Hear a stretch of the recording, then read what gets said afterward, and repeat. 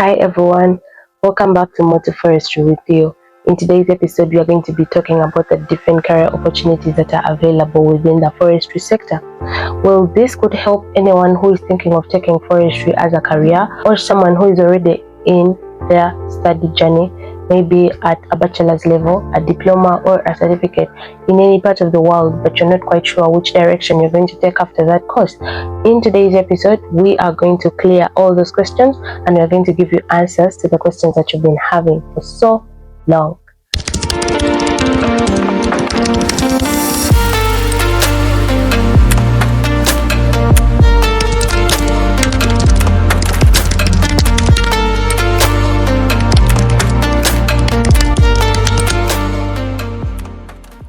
When I talk about the different opportunities in the forestry sector, there are different criteria that one could use, but for me, I'm going to particularly depend on the whole forest supply chain to break down the different opportunities, the different career choices and job placements that one could hold within that forest supply chain. In a forest supply chain, we have what we call the upstream, the midstream, and the downstream. The upstream is the production. That is where the production starts from. That is where the supply chain begins. So what do we know when it comes to the production within the forestry supply chain? Well, guess what? We cannot have wood if we do not have the trees, and we cannot have the trees if we do not have the seedlings, and we cannot have the seedlings if we do not have the seeds. But also, we cannot have the seeds grow into seedlings if we do not have soil. So let's start with the soil scientist. Well, a soil scientist works in the department that analyzes the chemical, the physical, and the biological properties of soil. It could be soil depth, soil drainage, soil porosity, even the presence of microorganisms in the soil. And this information can be used to inform different management decisions in organizations, in different institutions that want to work with soil. Let me give you an example. Assuming you want to establish a plantation of eucalyptus clones, but you are not quite sure what are the soil conditions within that site that you have chosen, you could engage a soil scientist and they can be able to tell you whether that site is suitable or not. For instance, we know very well that with eucalyptus, we cannot have termites on that soil, because otherwise the termites will eat up all the seedlings. The soil scientists will help to advise and say, oh hey, this soil has a few termite mounds. So termites do exist in this land, and what could we do to keep our seedlings safe from any kind of problem? We could use boric acid to spray the land, then after we can establish our seedlings. So that is very significant. So that's how the decision of a soil scientist can somewhat affect your tasks within the forestry operation. Well, where do soil scientists work? They work in research institutions, they work in education institutions, like in the agriculture labs. For example, at my own university, we have what we call the soil bio lab. So that's where all the experiments regarding testing of chemical components and nutrients in the soil take place. What are the course units that I learned at school that could help me or set me up in the path of becoming a soil scientist if I were to explore the opportunities there? We studied introductory soil science. That was in the first semester of year 1, and we studied forest soils in the first semester of year 2. Now we need the seed to be able to get a seedling. So seed technologists and seed scientists work in the different processes of seeds. They work in the different processes of seed collection, seed storage, seed processing, seed treatment, seed testing. A lot to do with seeds, and the main goal is to ensure that these seeds are of high quality and that they are genetically sound when they are being used for production of seedlings, or even they are used to produce seedlings that are going to be used in restoration purposes. So that goal is to maintain seed viability, seed purity, and they also work together with certification bodies to ensure that the seeds that are being distributed are of high quality. The technologists work in research labs, they work in agriculture biotechnology labs, and they also work in educational institutions. I can give an example of what we have as a National Tree Seed Center, and it is located in Kampala. I expect other countries to have similar setups, so there is probably a National Tree Seed Center, but also the private companies that deal in commercial seed sourcing and seed selling and everything to do like that. So a seed technology, so someone who's interested in working with seeds would definitely work in one of those places. The course unit that I studied during my undergraduate studies that could set me up in that path would be tree reproductive biology and seed technology. We learned everything to do with the right procedures of storing a seed, how do we take care of the seeds, how do we collect, which are the different sources of seeds, and also above all the certification bodies and the certification processes of seeds.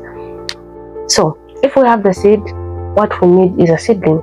So in the nursery, we have the nursery managers, we also have the casual workers, but in this case we're going to just be talking about the general, what are some of the tasks that take place within the nursery management.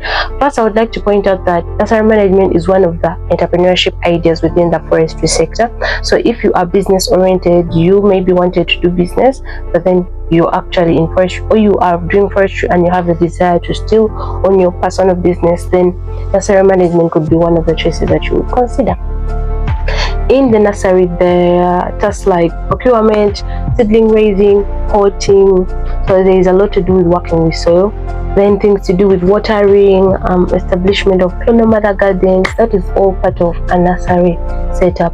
So if you are looking for an opportunity to work outside, still in raising seedlings, managing a business, then nursery management could be the idea for you. Where do they work? They work in private nurseries. There are different companies that own nurseries, so they do need nursery managers, and there are also government nurseries. Like for us, we have the National Forest Authority, that is the NFA, and it has like different nurseries in different parts of the country. The course unit that I studied was tree nursery management. They taught us everything to do with establishing a nursery, and we also did another practical session of nursery management during our recess term.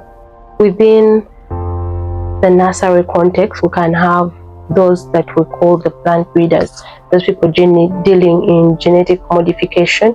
So a plant breeder works with an objective of enhancing desirable traits or desirable characteristics when it comes to different tree species, to ensure that they are more resilient, more preferred, more genetically advantaged as compared to the others. Plant breeders have never been more important now when we have the climate crisis. With the increasing human population and different climate variabilities like prolonged periods without rain, we need trees that can be able to adapt to such conditions and still be able to produce the amount of resources that we require from them. So plant breeders can work in labs, they can work in government institutions and government laboratory setups, private labs as well, and they can work in research laboratories, they can work in educational institutions, and so much more. Course unit that I studied was plant breeding. If we have the seedlings, then what we need to do is to plant them. Who are the people who are responsible for planting or establishing these seedlings? So one, we have who we call a silviculturist. A silviculturist is one who takes care of trees, ensures that they're free from pests and diseases, ensures that the trees are healthy, but they also help to work in planning, establishing plantations, plantation management when it comes to cleaning, pruning, all those silviculture activities that are done in a tree stand to ensure that trees that are going to be obtained from that forest are good enough for production of timber. Or in a natural forest context, silviculturists help to ensure overall health of a forest. They can work as forest consultants, of course. For example, let's say one company has established a forest, or a private landowner has established a forest and they need someone to take up the role of managing. In that case, whoever steps into the shoe is a silviculturist, because they'll do silviculture activities like thinning, pruning, ensuring overall health of the plantation, monitoring, weeding.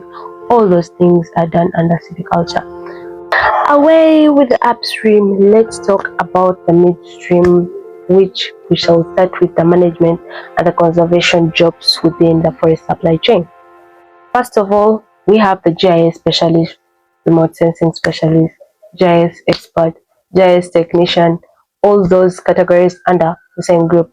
These are people who use softwares, could be ArcGIS, it could be QGIS, to be able to map, to create, monitor the forest resources in different organizations to be able to inform management decisions under different capacities. That knowledge can be used to inform the decision on where should a road be constructed to maybe facilitate a logging activity, or identify the particular tree species that are present in national forest, and also be able to identify different activities that are taking place in the forest. So it is mainly used to support conservation efforts within forestry. These GIS experts can work as freelancers, they can work with private organizations, they can work with government bodies, and the course unit that I studied was Geographic Information Systems. So yes, we did study GIS, and we had practical lessons on how to use both softwares, the ARC and the QGIS. Second, we have the forest technicians. Forest technicians, we can also call them foresters, but these are more technical, more scientific people. They can take part in forest activities like inventory management, surveying, and they also help in coordinating restoration activities. Most forest technicians work in a natural forest context.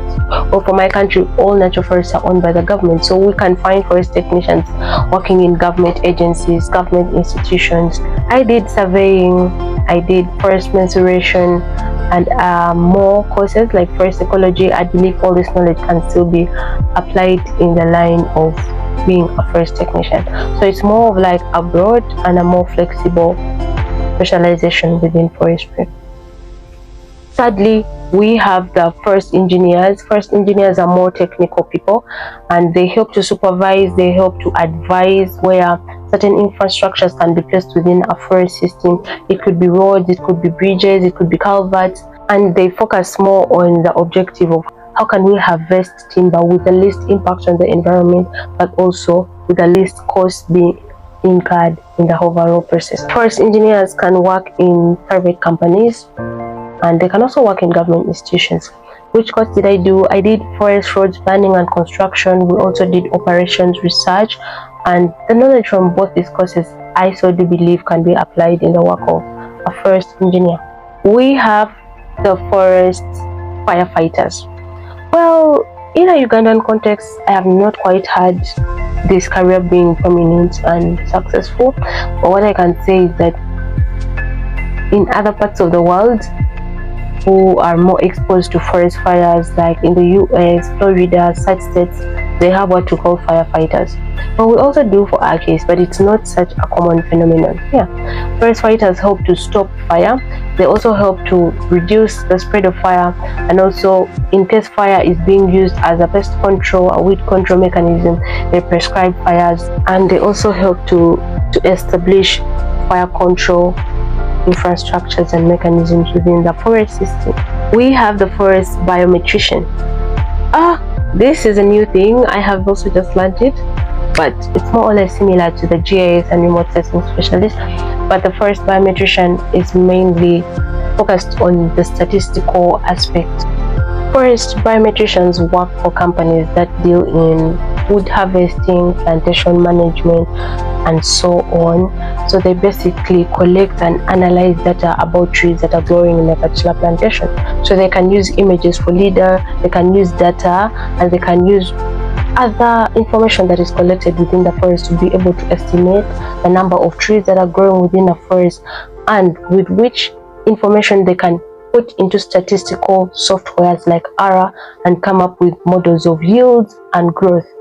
So it can be used to estimate the overall, maybe let's say the quantity of timber that is going to be harvested from a particular plantation in different organizations. So that means they can work for private plantation companies, and they can work for private plantation owners, they can work for national institutions that are maybe working with plantations and everything. I studied forest biometrics, and I also studied statistics. So those are the two course units that could be used and applied in forest biometrics. So that brings us to an end to some of the forestry jobs that can be found in the upstream and the midstream forest supply chain.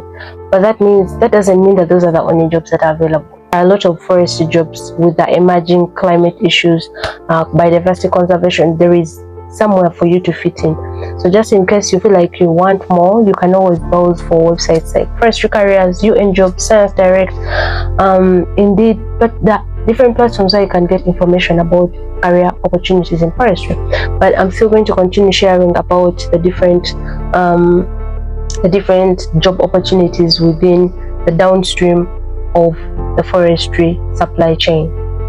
So let's catch you up in the next video. I hope I was able to answer some of your questions, and just in case you feel something is wrong somewhere, or you think you want to throw more light, or you believe there is something that I missed out on, please drop your comment below and let's keep the conversation going on.